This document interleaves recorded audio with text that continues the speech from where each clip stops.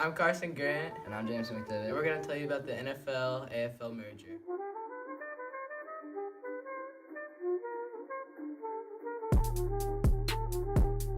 The NFL is the biggest football league in the world, with the best athletes in the world. But we're going back to a time where the NFL wasn't the only football league, where some kids' dreams weren't to play in the NFL, but rather the AFL. The AFL-NFL merger is now known as the best alternative for both leagues. But back in the day, the merger was despised by coaches and head office members who would do anything to see it fail. Many players, owners, and teams didn't want the merger and would do anything they could for the merger to fail. This hot water between leagues caused difficulty during the merger, but then somehow it succeeded into the league it is today. The merger idea was started because of owners of both organizations wanted it for the betterment of the players in the league. But some owners didn't like the idea of the merger, like Oakland Raiders owner Al Davis. He stated, "I didn't necessarily want a merger, but they wanted it, along with, I was just trying to lead them into the right direction to get what they wanted. Davis just wanted his players to be happy so he could succeed. Others thought it was just a joke, and that the NFL would never merge with the AFL. People like Sonny Worldman, the New York Jets owner, went on saying, "We were having a meeting. We didn't know if the National Football League was on the level or joking. But I'll never forget one owner saying, if they're lying to us, we'll have to drop a bomb on them."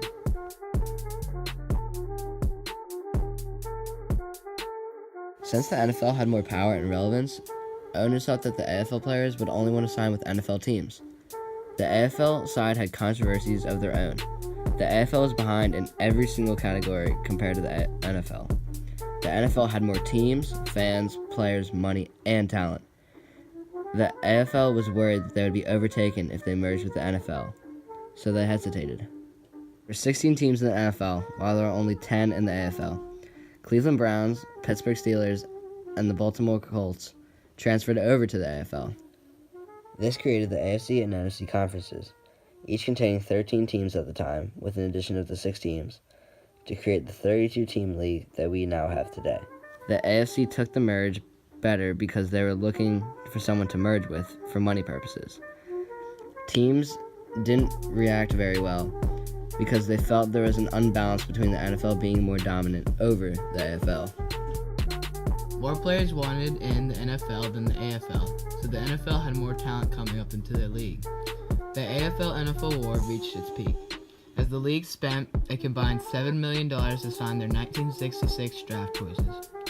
The NFL signed 75% of its 232 draftees, and the AFL 46% of its 181. Of the 111 common draft choices, 79 signed with the NFL, and 28 signed with the AFL, and 4 went unsigned. A series of secret meetings regarding the possible AFL-NFL merger were held in the spring between Hunt of Kansas and the Tex Schramm of Dallas. Rozelle announced the merger June 8th. Under the agreement, the two leagues would combine to form an expanded league with 2014, to be increased to 26 in 1968 and 28 by 1970 or soon thereafter. All existing franchises would be retained, and no franchises would be transferred outside their metropolitan areas. While maintaining separate schedules through 1969, the leagues agreed to play an annual AFL-NFL World Championship game beginning in January 1967, and to hold a combined draft also beginning in 1967. Preseason games would be held between teams of each league starting in 1967. Official regular season play would start in 1970 when the two leagues would officially merge from one league into 2 conferences. Rozelle was named commissioner for the expanded league setup.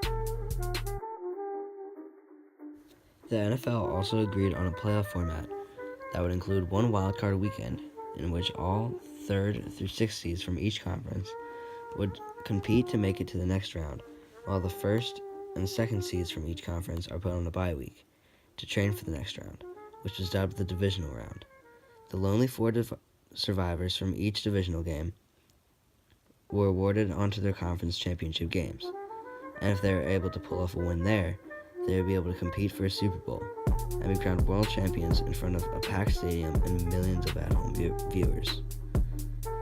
The compromise of the NFL-AFL merge was decided by one game, the Super Bowl, specifically Super Bowl III, which showed the powerhouse NFL could be beaten when the Jets defeated the Colts 16-7 at Miami on January 12th, which put the NFL in its place and helped end the conflict of the merge.